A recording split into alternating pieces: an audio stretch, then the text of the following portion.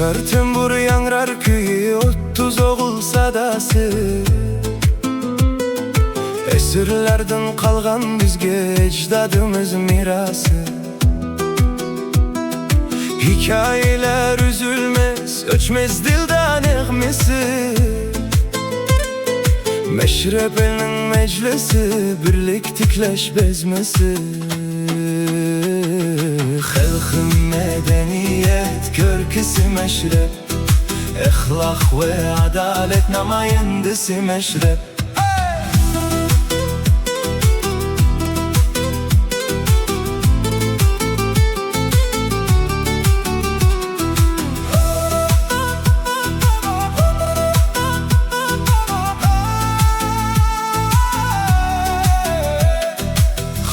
Tikler adalet, yol körsüter davağa.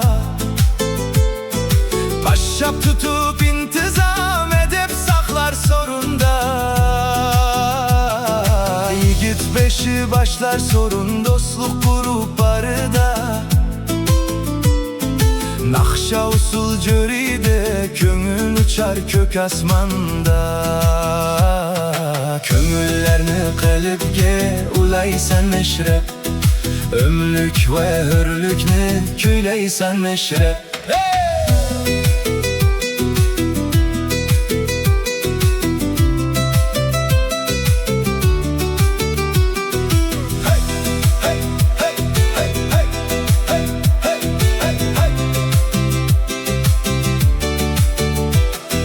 Meşrep millet baylığı, hem halkım kimliği.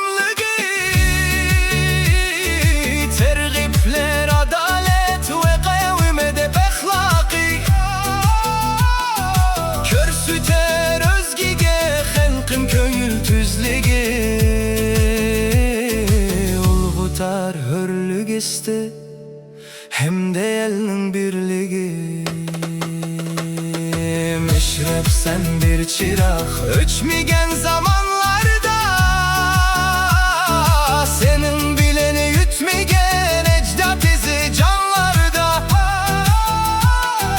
Devam et berip derman evladdin evladka. Bulup kutluk bir gül elinin kalip bağıda.